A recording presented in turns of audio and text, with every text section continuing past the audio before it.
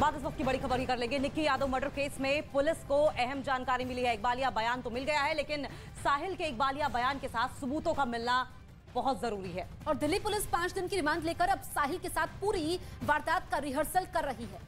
वारदात से पहले और बाद में साहिल जहां जहां गया वहां पर तफ्तीश की जा रही है। सीसीटीवी कैमरों को खंगाला जा रहा है और उन जगहों से साइंटिफिक सबूतों को इकट्ठा किया जा रहा है। लेकिन इस बीच आपको बता दें कि न्यूज़ 18 की टीम इस वारदात से जुड़े दूसरे गवाहों तक भी पहुंची है।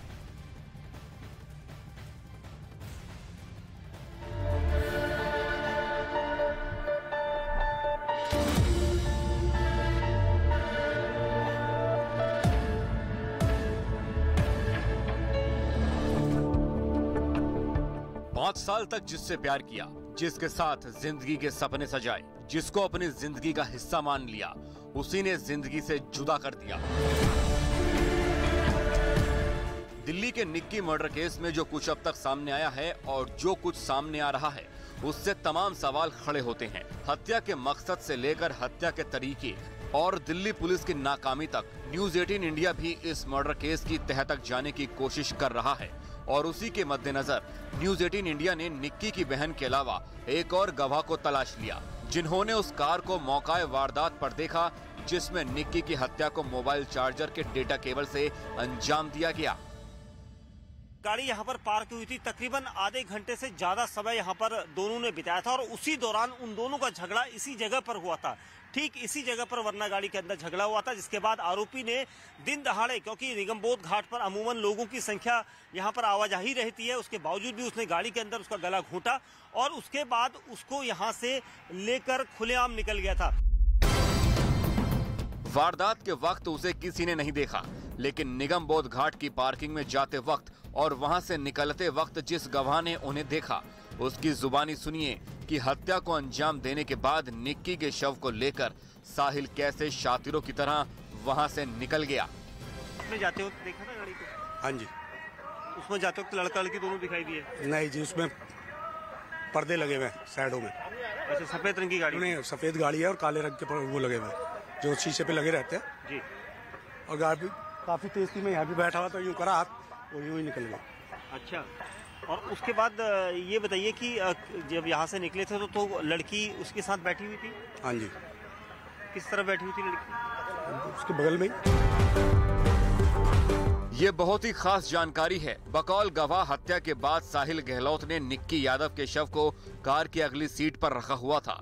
गाड़ी में काली फिल्म वाले शीशे लगे थे और इन दोनों ही हालात में ऐसी कार खुद शक के घेरे में आ जाती है। लेकिन निगमबोध घाट की पार्किंग से लेकर बाबा हरिदास नगर तक करीब 40 किलोमीटर का सफर करते हुए साहिल निकल जाता है और शव को ठिकाने लगा देता है। लेकिन इस दौरान तमाम चेकिंग पॉइंट से गुजरने के बावजूद उसे रोका नहीं जाता, जिससे दिल्ली पुलिस पर सवाल खड़े होते हैं। सवाल ये भी खड़े हो रहे हैं कि साहिल गहलोत ने क्या गुस्से में हत्या को अंजाम दिया या फिर इसके लिए पहले से प्लानिंग की थी, क्योंकि हत्या की वारदात को दिन के समय में सार्वजनिक जगह पर अंजाम दिया गया, जबकि आरोपी साहिल गहलोत रात में ही निक्की यादव के साथ अकेला मौजूद था। 9 तारीख को इसकी मंगनी थी अक्यूज्ड की और शाम को जो विक्टिम है उसको पता चला था निक्की यादव को, तो उन्होंने उसे कन्फ्रंट करने के लिए उसको बुलाया था और ये रात को तकरीबन 1 बजे के आसपास इनके फ्लैट पे पहुंचता है।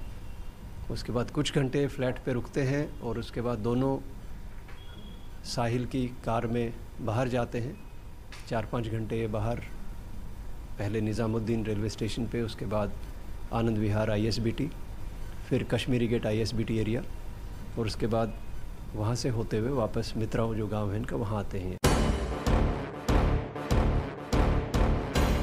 ये तो जाहिर है कि आरोपी साहिल गहलोत ने अपनी शादी की बात अपनी गर्लफ्रेंड से छिपाई और जिस दिन उसकी सगाई थी उसी दिन निक्की को इसकी जानकारी हुई। फिर वो दोनों 10 फरवरी को उस दिन दिल्ली से बाहर जाने की कोशिश करते हैं जिस दिन आरोपी साहिल गहलोत की शादी पहले से फिक्स थी। वो दिल्ली के निजामुद्दीन रेलवे स्टेशन जाते हैं, फिर आनंद विहार बस स्टेशन और फिर कश्मीरी गेट बस स्टेशन।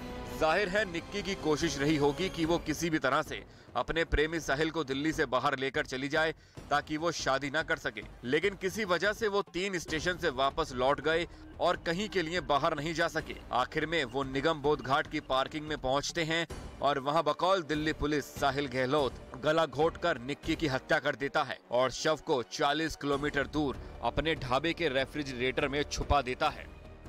इस गाड़ी के अंदर ही आरोपी साहिल ने अपनी प्रेमिका निक्की यादव की निर्मम हत्या की थी और उसके बाद यहाँ से इस गाड़ी को लेकर वो अपने घर आ गया था और घर में जाकर अगले दिन उसकी शादी थी।